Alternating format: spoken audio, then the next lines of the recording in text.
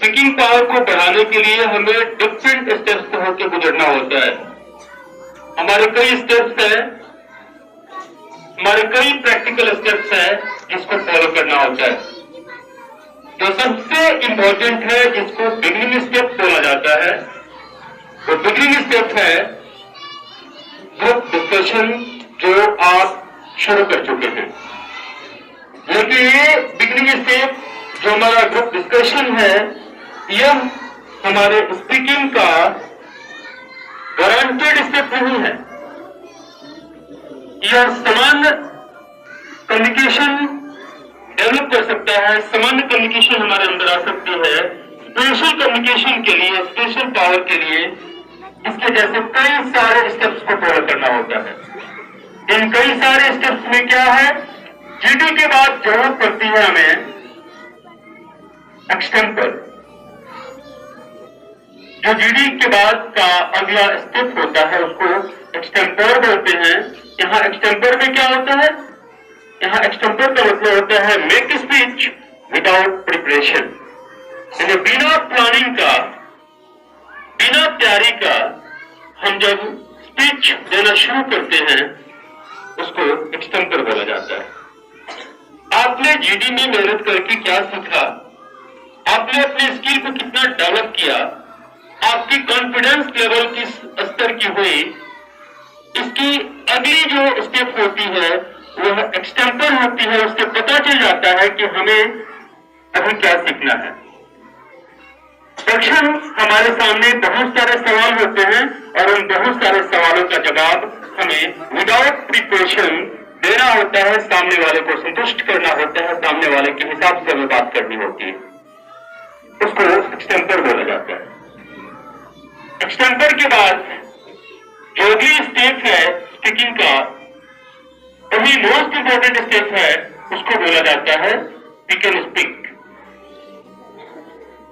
Pick and speak में क्या होता है कि आपके सामने, जैसे आप देखेंगे इंटरव्यू वगैरह टेलीविजन पे आप देखते हैं कि उनपर हमारे बीच होते हैं और वे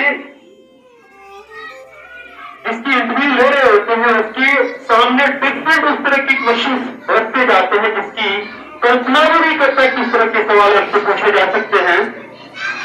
इनकाउंटर, जिसको काउंटर करने की कोशिश करता है अपने सवालों से, अपने जिसका इंटरव्यू ले रहा होता है, कि हम फटाफट उसकी बातों को सुनते हैं और फिर हम तो अगर काउंटर करता है तो हम इनकाउंटर करने की कोशिश करते हैं। यानी वहां पर हमारी कोशिश होती है कि हम उसकी बातों का सटीक जवाब प्रभावशाली तरीके से दे सके। तो उसकी जो स्थिति बनती है वो एक अलग स्थिति बनती है।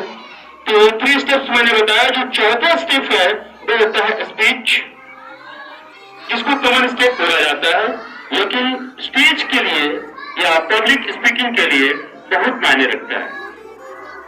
पार्टिकुलर टॉपिक होती है, पार्टिकुलर पॉइंट होता है, सिचुएशन के हिसाब से आपको सिचुएशन को हैंडल करनी होती है और उसके लिए स्पेशल नॉलेज की जरूरत होती है। उसमें आपके पास अगर अच्छा कंटेंट है, अच्छी नॉलेज है पार्टिकुलर टॉपिक को लेकर, पार्टिकुलर टॉपिक पर, तो आप अच्छा कर जाते हैं। तो स्पीकिंग का जो हमारा स्पीच एक इंपॉर्टेंट पार्ट है और जो सबसे इंपॉर्टेंट पार्ट है उसका नाम है डिबेट। डिबेट में क्या होता है कि हमारे पास पॉइंट होता है, हमारे पास टॉपिक होती है और उस टॉपिक पर बोलने के लिए एक ग्रुप बनती है। एटलीस्ट कम से कम 2 व्यक्ति की जरूरत है, 2 स्टूडेंट्स की जरूरत है, 2 पार्टिसिपेंट की जरूरत है। उसमें एक पक्ष नेगेटिव कोट करता है तो दूसरा पॉजिटिव कोट करता है। डिबेट में एक दूसरे की बातों को काटने की कोशिश होती है। उसमें होता क्या है कि एक उसके विरोध में बोलना शुरू करता है, दूसरा उसके सपोर्ट में बोलना शुरू करता है। जो विरोध में बोलता है उसके अगेंस्ट जो सपोर्ट में बोलता है, जो बेहतरीन स्पीकर होता है वही उसमें उसका विनर होता है, वही विजयी होता है। तो इतने सारे स्टेप हैं, इतने सारे स्टेप पर अगर हम काम करना शुरू करें स्टेप बाय स्टेप, तो शायद हमारे अंदर वो स्किल आ सकती है जिस स्किल की हम तलाश कर रहे हैं। वहां तक पहुंचने के लिए अभी जस्ट मैंने आपको दिया है एक जो सबसे जरूरी स्टेप है, सबसे कॉमन स्टेप है, और वो कॉमन स्टेप है जीडी।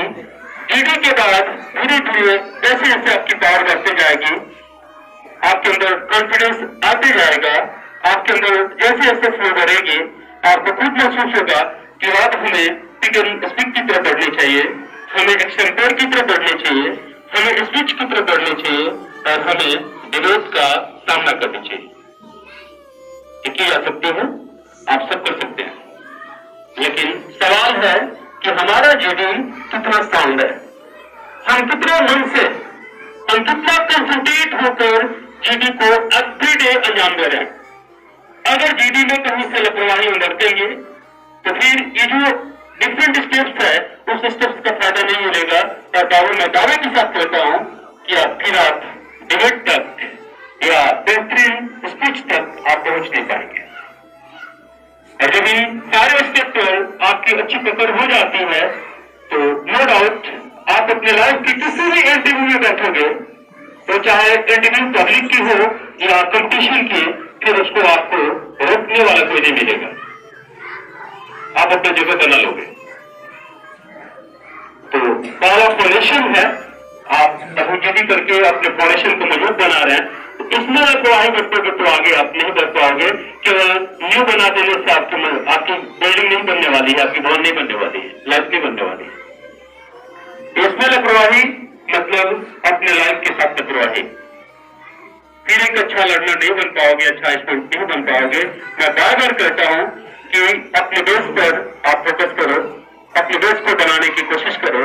बेस बनेगा तो आगे से बनेगा, आपके प्रयास से बनेगा, और जब तक आपके प्रयास पॉजिटिव नहीं होगी तो चाहे मैं कितनी भी कोशिश कर लूं, मेरे कोशिश का कोई खास फायदा नहीं होगा, मेरे कोशिश का कोई रिजल्ट नहीं होगा।